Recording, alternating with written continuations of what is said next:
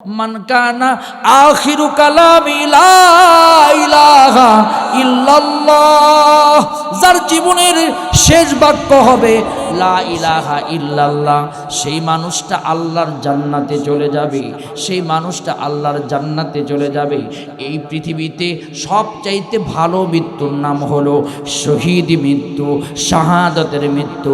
আল্লাহ পাক শহীদদের ব্যাপারে কোরআন কারিমে বলেছেন, ওয়ালা তাকুলু লিমান ইউকতালু ফি সাবিলিল্লাহি আমওয়াত বাল আহইয়াউ ওয়ালাকিন লা তাশউরুন।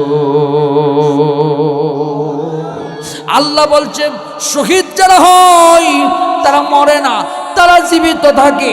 আল্লাহ রাব্বুল আলামিন কবরের ভিতরে তাদেরকে রিজিক দান করে দেন। ভাইয়েরা আমার, আবু সালামাকে নবী বললেন, ঠিক আছে আল্লাহর কাছে দোয়া করব, আল্লাহ যেন শহীদ হিসাবে তোমাকে কবুল করেন। আওয়াজ তুলে বলেন তো, নবী যদি দোয়া করেন, জোরে বলেন তো, দোয়া কি আল্লাহ ফেরত দিবে নাকি?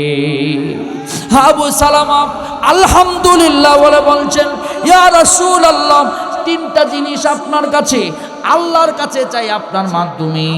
2 নাম্বার হলো, ইয়া রাসূলুল্লাহ, আমার একটা সন্তান আছে, ইয়া রাসূলুল্লাহ, আমার সন্তানরে কতদিন হলো দেখতে পারি না, আমার বুকের ভিতরে কেমন যেন করতেছে। দেখবেন সন্তান যখন বিদেশ যায়, মা কিন্তু ছটপট করে। দেখবেন সন্তান যখন বিদেশ যায়, টাকা পাঠায়, টাকার মিশিং ভাবে, কিন্তু বাবার কলিজা কিন্তু ছিঁড়ে যায়। একটা হাঁসের ডিমও যদি বাবা খায়, তারপরেও অর্ধেকটা সন্তানের কথা মনে পড়ে যায়।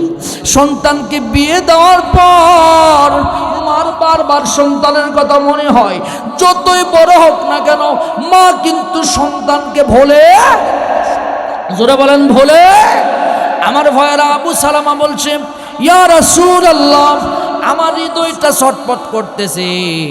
নবী বললেন, কি করব বলো তোমার সন্তানের জন্য? ইয়া রাসূলুল্লাহ, আপনি দোয়া করেছেন আমি শহীদ হয়ে যাব, তাহলে নিশ্চিত আমি শহীদ হয়ে যাব। আর আমি শহীদ হওয়ার পর আমার সন্তান যদি মদিনায় আসে, আপনি আমার সন্তানকে বুকের ভিতরে নিয়ে নিজের সন্তান বানিয়ে নিবে। আল্লাহ নবী বললেন, ঠিক আছে ঠিক আছে, সমস্যা নাই, তুমি কেঁদো না। চোখের পানি মুছে আবু সালামা বলছে, আলহামদুলিল্লাহ। আওয়াজ তুলে বলেন তো, ভালো কিছু পাইলে আলহামদুলিল্লাহ বলার দরকার আছে না নাই? জোরে বলেন, আছে না নাই? বিজয় হলে আলহামদুলিল্লাহ বলার দরকার আছে না নাই? আমার ভাইয়েরা, 3 নাম্বার, আল্লাহর নবী হাত দিয়া এবার হাতটা ধরে বলছেন, নবী গো, একটা 3 নাম্বার দাবি আপনার কাছে করি। ও সাতুয়ার ভাইয়েরা এবার মনোযোগ দিয়ে শোনেন। নবীকে বলছে, নবী 2টা দাবি করেছি, আপনি সাথে সাথে আমিন বলেছেন, কিন্তু এই দাবি করব আপনার কাছে। আগে আপনাকে ওয়াদা করতে হবে, আপনি আমার এই দাবি কবুল করবেন কিনা। আপনি কোনো কিলকাল শব্দ করতে পারবেন না। নবী বললেন, 2টা যেহেতু কবুল করেছি, এটাও আল্লাহর কাছে বলে কবুল করে নিব। বলছে, তাই নাকি ইয়া রাসূলুল্লাহ, আপনি ওয়াদা করেন।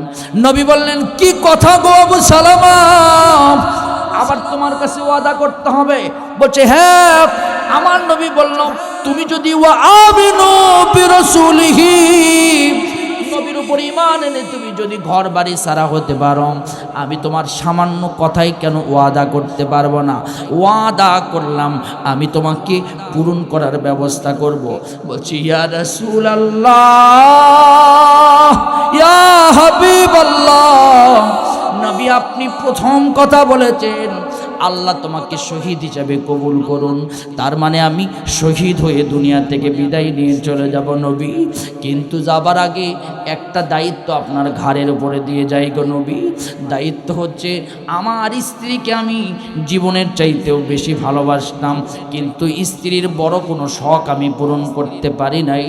স্ত্রী আমাকে এমন ভালোবাসতো, ইয়া রাসূলুল্লাহ, একটা কথা বলি, আমি ইন্তিকাল করলে আমার স্ত্রী আর সন্তান যখন আপনার মদিনাতে আপনার ঘরের দরজার সামনে যাবে, আপনি আবার স্ত্রীরে যেন ঘরের দরজায় রেখে দিয়েন না, আপনার ঘরে নিজের স্ত্রী হিসাবে আপনি উঠায় নিয়ে।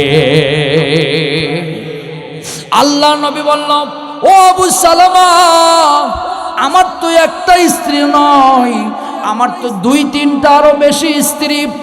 আল্লাহ নবীর কাছে আবু সালামা বলছে, কোনো কথা শুনতে চাই না গো নবী, কোনো কথা ছাড়াই যেহেতু আপনার উপরে ঈমান এনে মুসলমান হয়েছি, তার মানে আপনি আমার এই কথা রক্ষা করতে হবে।